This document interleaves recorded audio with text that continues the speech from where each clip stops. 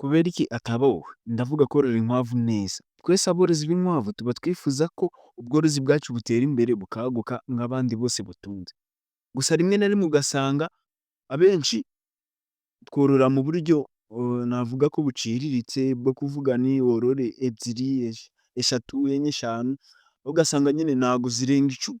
Ubu ngubu ikintu tugiye kwibandaho ni ukureba uburyo n'amabanga abageze kure bakoresha kugira ngo natwe bidufashe mu bworozi bwacu, bidutunge. Kubera iki ataba njye cyangwa wowe cyangwa bariya, natwe tukazamuka ubworozi bw'inkwavu bikagira icyo butumariye. Niba uri niba usanzwe worora inkwavu cyangwa se ushaka kuzagura biruseho, aya mabanga arakureba. Hari n'ibindi bice bibiri twakoze nabyo wabireba, gusa n'iki ngiki cy'uyu munsi uze kucyitaho cyane kuko kirimo uburyo bwiza, amabanga yagufasha kugira ngo ubworozi bwawe bugire aho buva, bugire n'aho bigera. Wibutsa ko aha ngaha icyo tugomba kurebera hamwe cyane cyane ni uburyo twakorora simati, ndavuga korora neza bigezweho mu buryo bwa kijyambere. Kubera iki atabaho? Urumva ko nawe birakureba cyane niba ushaka iterambere mu bworozi. Uburyo butanu bwose tugiye kurebera hamwe, iyo ubutega amatwi bwose ukabumenya, ndizera neza ko uraza kubukuramo ikintu cyiza, ubumenyi bw'ingenzi buzagufasha kubyaza umusaruro ubworozi bwawe bw'inkwavu, nawe bukakugeza kure. Urabutega amatwi akaburangiza ku musozi, ndaza kumuha bonasi. Ugomba no gukanda subscribe kugira ngo ibiganiro byacu bijye bikugeraho mu ba mbere. Tudatinze reka turebere hamwe ibyo bintu uko ari bitanu. Ku mwanya wa mbere harazamo gukunda korora inkwavu. Ubu bworozi bwacu bw'inkwavu bisaba ngo ube ubukunda kuko buzagufasha ibi bintu bikurikira: buzagufasha kwihangana, bugufashe kudacika intege, guhozaho ndetse no kuzitaho mu buryo bwiza. Ibi ngibi nibyo bifasha ubworozi kugira ngo bugere aho bugera. Buriya abageze kure cyangwa se abateye imbere muri bwo, byabasabye kuba barabyitayeho, bategereza igihe cya nyacyo cy'umusaruro ndetse ntibacika intege, nyine bahozaho. Ibyo bintu iyo utabifite muri wowe, ubu bworozi biragoye ko hari ikintu buzakumarira.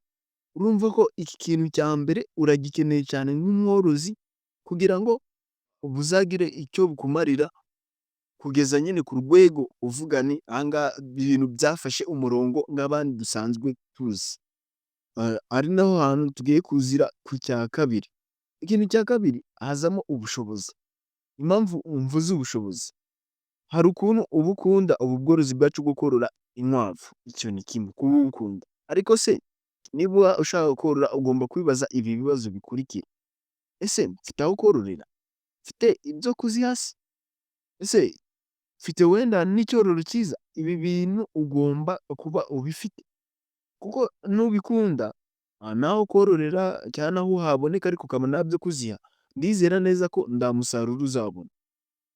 Biragusaba kugira ngo umanze ufate igihe cyo gutekereza kuri ibi bintu kugira ngo ubone ujye muri ubu bworozi, kugira ngo bizaguteze imbere. Ibi bintu nuba ubifite, ndizera neza ko ubu bworozi bwawe bugomba kuzagenda neza nta nkomyi ije.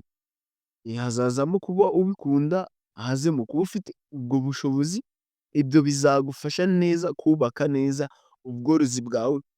Iyo ushyiraho n'ubundi bumenyi tugenda tureba kuri iyi channel yacu ya View Rabbit Farm, ndizera neza ko bizagira aho bikugeza. Ku mwanya wa gatatu, korora izishoboka. Niyihe mpamvu mvuze ibi? Ibi ngibi birahura neza n'ikintu cyo ku mwanya wa kabiri, ubushobozi. Burya inkwavu zishoboka aha ndi kuvuga ni ukureba ahantu hawe ufite ho kororera. Ese hakwiye kurya izingana iki? Ese mfite ibyo kuzigaburira bingana iki? Ibyo ngibyo nibyo bizaguha urugero rwo kuvuga ngo ushoboye korora izi ngizi, izirenze izi ntabwo nazishobora. Buriya iyo woroye izo ushoboye bigufasha neza kuzitaho neza, zigatanga n'umusaruro ukeneye. Niyo mpamvu nyine ugomba kumenya izo ushoboye kugira ngo zitaza kugupfana, ukamenya uko uzajya nyine ugenda uzongera mu gihe n'ibyo bintu ndi kukubwira by'ubushobozi, aho korora n'ibyo kuziha nabyo wagiye ubibona mu buryo bwisumbuye. Ku mwanya wa kane, kuzikurikirana buri munsi. Birahura neza na cya kintu cya mbere twavuze, kuzikunda. urumva kuba ubikunda bizagufasha no kuzuza iki kintu cya kane, bizagufasha kuzitaho buri munsi, kutarambirwa kugira ngo nawe ugere ku kintu gihambaye.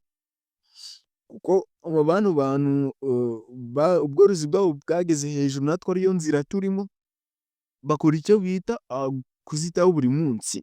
Birumvikana bijyana no kuzikunda, deni nyuma ukaza kubona nawe umusaruro wifuzaga kandi mu buryo buhambaye cyane.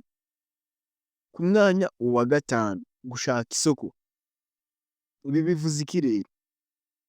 Bihuye neza nanone na cya kintu cyo korora izishoboka.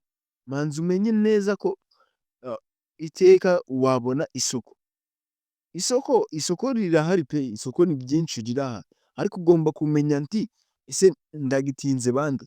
Isoko ndagitinze si ni iryo kugurisha icyororo, ni ibyo kugurisha inyama, ugashaka uburyo wabigenzamo. Niba ari icyororo ugomba kugerageza kumenyesha abantu nabo uburyo bakorora inkwavu, ukabibumvisha hamwe nyine nabo wabagurisha, cyangwa se ukagerageza kugera no mu masoko ukareba uburyo wamenyana n'abo bantu. Ari iz'inyama ho byaba byoroshye. Amahoteli n'abaturanyi cyangwa se mu giturage, ndizera neza ko inyama z'inkwavu zo ziba zikenewe, ntabwo cyaba ari ikintu cyaza kukugora, byo byaba bisobanutse. Aha ngaha byo nizere ko wumvishe akamaro k'isoko nyine, cyo gushaka isoko. Ibi bizakuremamo icyizere cyo kuvuga ko ibintu byawe bizagira akamaro. Nuramuka wabonye isoko uzahita uvuga nti ngomba no gushyiramo umwete, kuko bizagufasha no kwagura. Deni nyuma uwo musaruro ukazaboneka binyuze no mu isoko. Urumva naho ni ikintu cy'ingenzi cyane.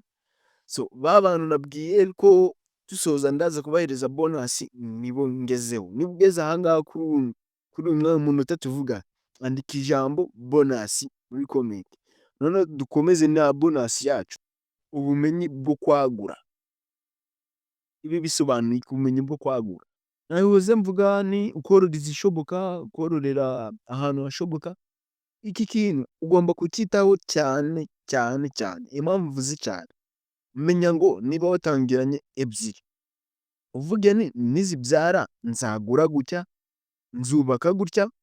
Hari n'ikiganiro ndi kubategurira cyane cyane cy'abantu batangira bo kwagura, cy'uburyo wakiyubakira ikiraro cyiza ku mafaranga makeya.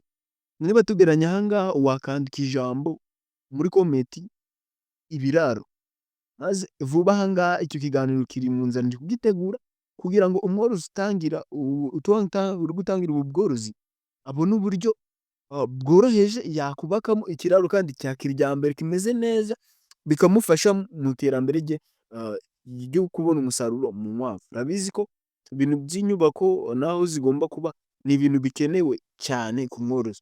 Urumva ko kumenya uburyo wagura bizagufasha neza kubara no kumenya ibyo ushoboye, no kumenya uburyo bwiza bwo kuzibeshaho. Bizagufasha neza kubara, ujya umenya ati hinjiye ibi ngibi, hasohotse ibi ngibi, ngeneye ibi. So ukamenya nyine uko zizabyara, nzaba ngeneye kwagura ibi ngibi. Urumva ko ni ikintu cyiza waba ukeneye. Nizere ko wakaze subscribe kuri iyi channel ya Zirabit Farm, kugira ngo ubumenyi nk'ubu ngubu burye bukugeraho mu ba mbere. So nahawe rero ugomba na like, ubwo tukazagaruka mu kiganiro cy'ubutaha tureba uburyo twakiyubakira ibiraro bya kijyambere, kugira ngo tubyaze umusaruro ubu bworozi.